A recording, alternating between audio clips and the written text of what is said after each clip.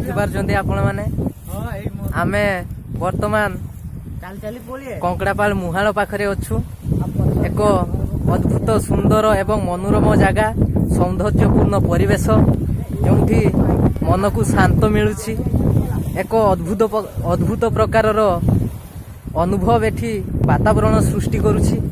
ତ କେବଳ ମୁଁ ନୁହେଁ, ଆଜି ଆମ ସହିତ ମୋର ଆଉ କିଛି ସାଙ୍ଗମାନେ ମଧ୍ୟ ଆସିଛନ୍ତି ଏହି ସୌନ୍ଦର୍ଯ୍ୟପୂର୍ଣ୍ଣ ପରିବେଶକୁ ଉପଭୋଗ କରିବା ପାଇଁ। ସେମାନେ ତାଙ୍କ ପାଖରୁ ଆମେ କିଛି ଶୁଣିବା। ପ୍ରଥମେ ଅଛନ୍ତି ଆମ ସହିତ ଆମ ନିତ୍ୟାନନ୍ଦ ଭାଇ। ତ ଭାଇ, ଆପଣଙ୍କୁ କେମିତି ଲାଗୁଛି?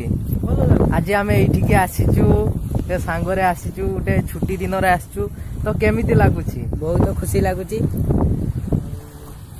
ଆଚ୍ଛା, ମୁଁ ଗୋଟେ କଥା ତୁମକୁ ପଚାରିବା ପାଇଁ ଚାହିଁବି। ଯେଉଁ ରାଜ୍ୟ ସରକାରଙ୍କ ଦ୍ୱାରା ଯେଉଁ ଏଠାରେ ଗୋଟେ ସୁବର୍ଣ୍ଣରେଖା ବନ୍ଦର ନିର୍ମାଣ କରିବା ପାଇଁ ଚାହୁଁଛନ୍ତି, ତ ଏଇ ପରିବେଶ, ଏତେ ସୁନ୍ଦର ପ୍ରକୃତି ବିଶିଷ୍ଟ ପରିବେଶ କ'ଣ ଉପଯୁକ୍ତ ରହିବ ବୋଲି ଆପଣ ଭାବୁଛନ୍ତି? କାହିଁକି?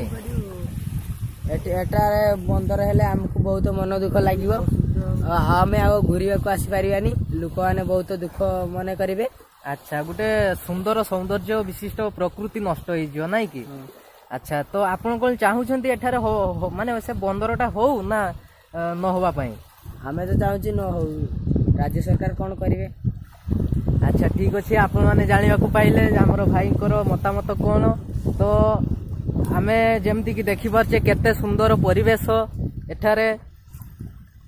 ଦେଖନ୍ତୁ,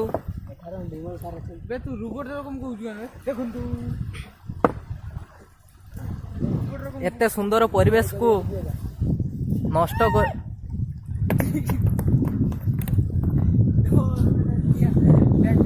ଏତେ ସୁନ୍ଦର ପରିବେଶକୁ ରାଜ୍ୟ ସରକାର ନଷ୍ଟ କରିବାକୁ ଯାଉଛନ୍ତି। ତ ଆମର ବି ଅଧିକାର ଅଛି, ଏଥିପାଇଁ ଆମର ମୌଳିକ ଅଧିକାର ଅଛି।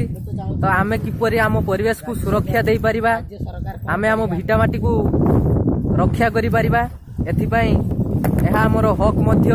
ତେଣୁ ଆମେ ଏହି ବନ୍ଦରକୁ ବିରୋଧ କରିବୁ।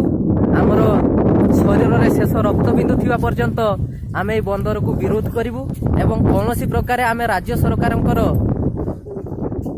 ଯୋଜନାକୁ ଆମେ ଏଠାରେ ସମ୍ପୂର୍ଣ୍ଣ ହେବାକୁ ଦେବୁ ନାହିଁ ଏବଂ ଆମେ ଏହି ସୌନ୍ଦର୍ଯ୍ୟ ପରିବେଶକୁ ଆମେ ନଷ୍ଟ କରିବା ପାଇଁ ଦେବୁ ନାହିଁ।